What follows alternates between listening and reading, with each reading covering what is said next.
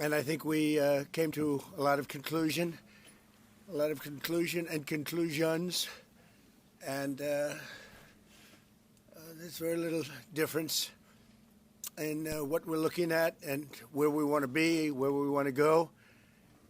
And so I just want to thank you for spending time. I know you're going to be over here for a couple of days, and maybe we'll be surprising us on New Year's Eve. That'll be fine. Oh, thank you. And it's wonderful seeing you and Sarah and your whole group. Very talented group.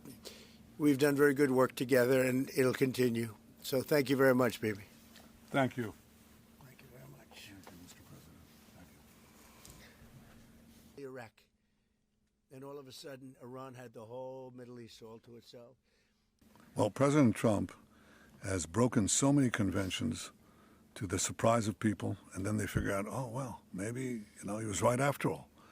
So we decided to break a convention too, or create a new one, and that is to award the Israel Prize, which in almost our 80 years, we've never awarded it to a non-Israeli, and we're going to award it this year to President Trump. This was announced formally over lunch by our Minister of Education, who's responsible for the Israel Prize. It's going to be awarded to President Donald J. Trump for his tremendous contributions to Israel and the Jewish people. Under budget and ahead of schedule. And they wanted it for 150. Well, we talked about Hamas and we talked about disarmament. And they're going to be given a very short period of time to disarm. And we'll see how that works out.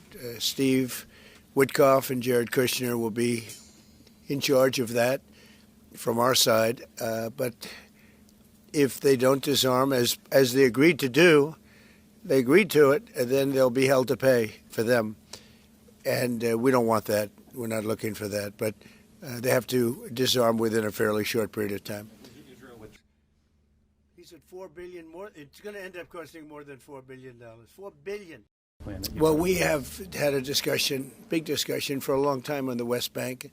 And I wouldn't say we agree on the West Bank 100%, but we will come to a conclusion on the West Bank. If I could ask, what is the disagreement? Well, I don't want to do that. It'll be announced at an appropriate time. But he will do the right thing. I know that. I know him very well. He will do the right thing in the Middle East. It was a mistake. When they wiped out Iraq and Iran were bound.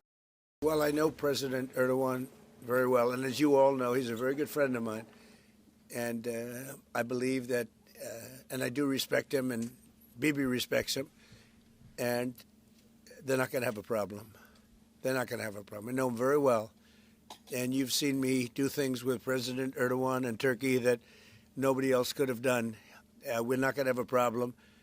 He's done a fantastic job. I'm with him all the way. I'm with Bibi all the way. Nothing's going to happen.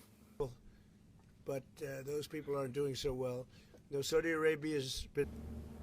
Well, I'm not concerned about anything that Israel's doing. I'm concerned about what other people are doing or maybe aren't doing.